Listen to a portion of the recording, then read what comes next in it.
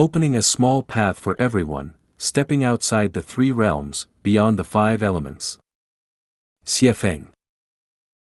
A rope can saw through wood, water droplets can wear away stone, melons drop when they are ripe, and water carves its own path. Yet, some companions are eager to uncover the secrets or methods for advancing to higher life spaces. Reluctantly, I will reveal a small secret path to see if you can grasp it. The Chinese nation's unique life structure was not directly created by the angels of the greatest creator but was the result of the divine dragon, transforming itself into a human by imitating other beings. As a result, its genes carry a wealth of information that transcends time and space. Thus, many figures among our ancestors exhibited wisdom that is beyond comprehension. However, due to our people's tendencies toward suspicion, inconsistency, and lack of devotion, the wisdom of these extraordinary individuals often went unshared, and profound methods of cultivation were repeatedly discovered only to be lost again, a regrettable reality. We cannot estimate how many extraordinary individuals the Chinese nation has produced or how many profound methods have been lost. Some who gained these methods remained silent and became hermits. Others took on disciples, but due to their disciples' impatience and lack of sincerity, the masters ultimately withheld the true teachings. For instance, the celestial divination method of King Wen of Zhou, the yin-yang deduction methods of Giguzi, the magical transformation methods of Huzi, Jiang Ziya's non-material utilization methods, Zhang Liang's Qimen Duanjia techniques, and Zhuge Liang's divine predictive calculations were all lost. Even the secrets concealed in works like Tui Bei Tu and Ma Qian could have disappeared over time. High-ranking monks in the Buddhist realm have grasped many mysteries, but they have only guided their disciples in cultivation without transmitting the true core teachings. In the Zen tradition, masters emphasize heart-to-heart transmission and often refrain from recording teachings in words, leading to the loss of much profound wisdom. During my exploration of the negative universe, I uncovered some mysteries. However, I dare not pass on these methods directly, not out of selfishness or stinginess, but because we lack the moral qualities required to receive and use them appropriately. The purpose of creating Lifechanyuan was to inspire others to perceive these methods through my writings. Only by exhausting one's own efforts and comprehending them independently can one truly grasp their profoundness and prevent misuse. To ascend to higher life spaces, one must understand many principles. Once these principles are thoroughly comprehended, the methods will naturally reveal themselves. This is known as success follows naturally when the time is right. The more one hastens to find shortcuts, the further one drifts from the true methods. The more one clings to oneself, the more one loses oneself. I have explained this reasoning in my discussion of unconventional thinking. Below, I will guide you through an example combined with a story. I trust that those who truly embrace Lifechanyuan will gain insight from it. There is a story in the Lizi, Yellow Emperor chapter.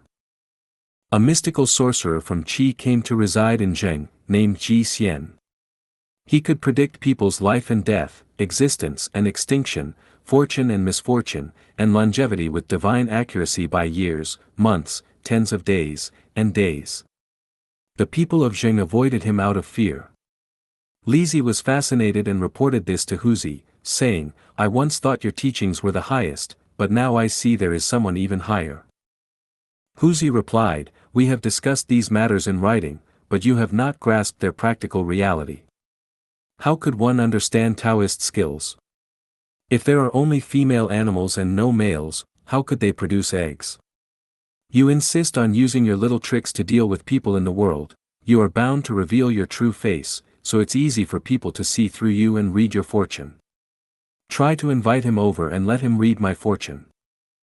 The next day, Lizi brought Ji Xian to meet Huzi. After Ji Xian left, he told Lizi, "Your teacher is about to die, he cannot live, not more than 10 days. I observed that his appearance was peculiar, resembling wet ash." Lizi entered, crying so much that his clothes were wet, and reported this to Huzi. Huzi said, "I showed him the aspect of the earth. In a state of stillness and non-movement, he saw my life force as blocked. Invite him again." The next day, Ji Xian came with Lizzie again.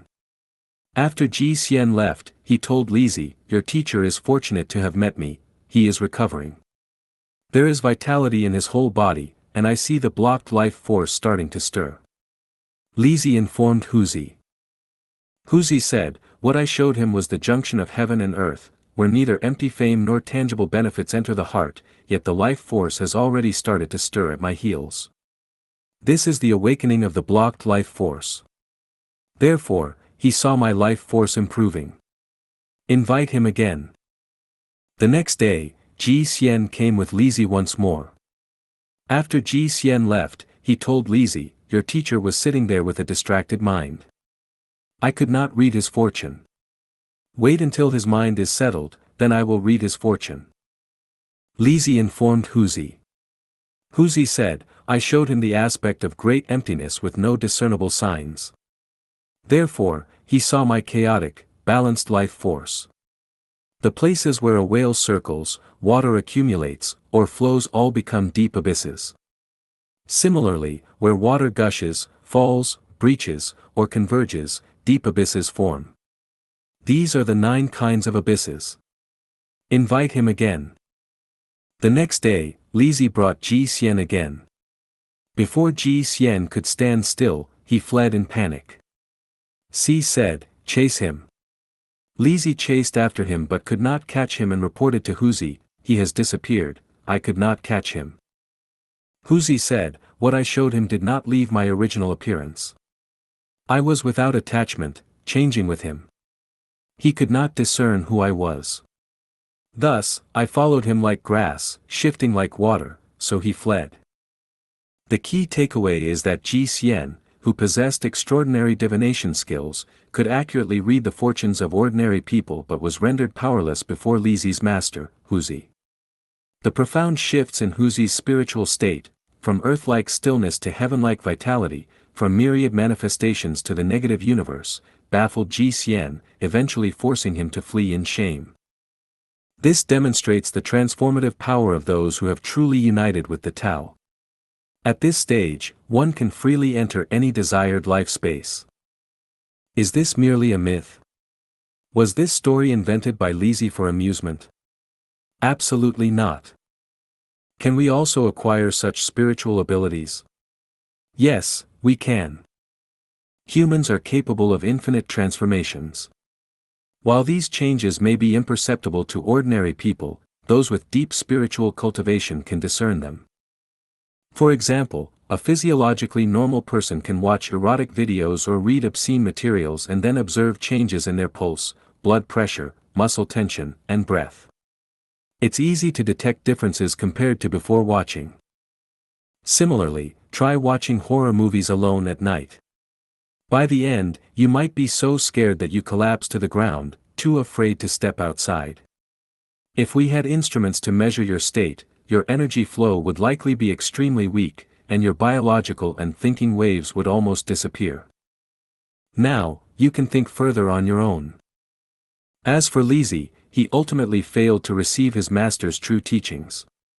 After Ji Xian fled, Lizzie felt he had offended his master and was too ashamed to face him again. He returned home, where he spent 3 years in self-reflection, trying to transcend the world and return to simplicity. Peter, the apostle of Jesus, faced a similar problem. At first, he could walk on water, but due to fear of the storm, he began to sink because he lacked faith in his master. Comrades, do you have faith? If you're constantly focused on world events, national affairs, market changes, technological advances, status, power, fame, family issues, and never find a moment of peace, you may not even touch the edge of the Tao, let alone understand it. Struggling for a lifetime, in the end, will it not all be empty? What have you truly gained? Who remembers the heroes of 5,000 years ago? Who will leave a legacy for eternity? Will you still be here tomorrow? It's time to focus on something real. But material things are not the real things.